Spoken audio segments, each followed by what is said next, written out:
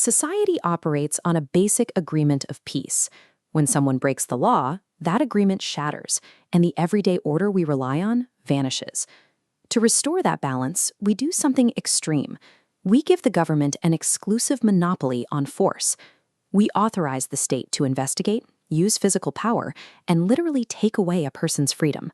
But that creates an immediate problem.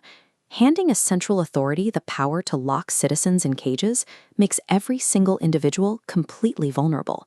If the state makes a mistake or decides to act with malice, how do you authorize a government to catch criminals without giving them the power to target absolutely anyone they want?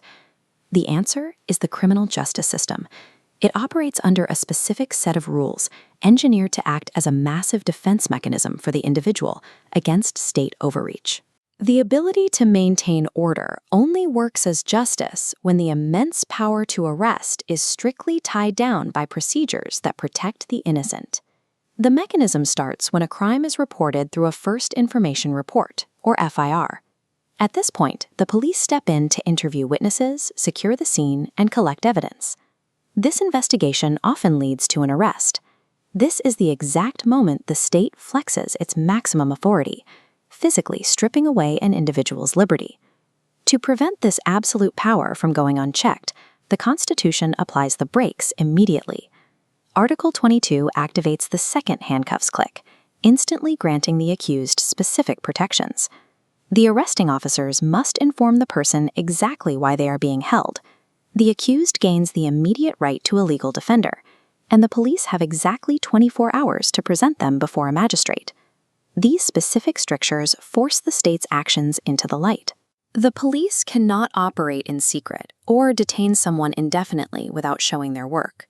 Once out of police custody, the arena shifts to the courtroom. The evidence gathered on the street must now be formally tested. The state arrives represented by the public prosecutor. They bring the entire weight, authority, and financial backing of the government to build a case against the accused. Standing against that massive structural advantage is the defense lawyer.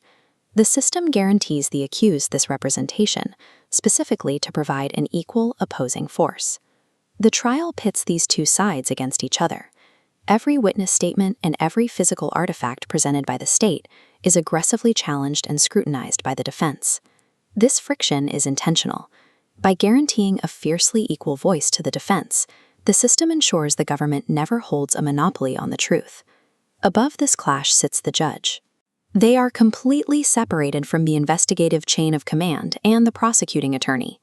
The judge's sole duty is to act as an unbiased referee, evaluating the arguments from both the prosecution and the defense without prejudice. Look at this visual gauge representing the burden of proof. The system legally starts the meter at innocent, placing the entire requirement squarely on the state to fill that empty space with hard evidence. Because the accused remains innocent until proven guilty, both sides get an equal chance to present their case. The state can only push past that innocent baseline through verified, undeniable facts, never through assumptions. Without a neutral referee rigorously enforcing this standard, a trial loses its legitimacy, turning into a state-sponsored execution where the government simply punishes whoever it wants. It is easy to look at the courts and the police and measure their success strictly by conviction rates and full prisons. But a functional justice system is actually measured by its rigid, unwavering adherence to legal procedure. Fairness is manufactured through friction. The investigating police, the prosecuting state, the defending lawyer, and the neutral judge must constantly push against one another to verify the truth. This creates a mechanism that systematically holds lawbreakers accountable while maintaining strict barriers so that state power never crushes an innocent person in the process.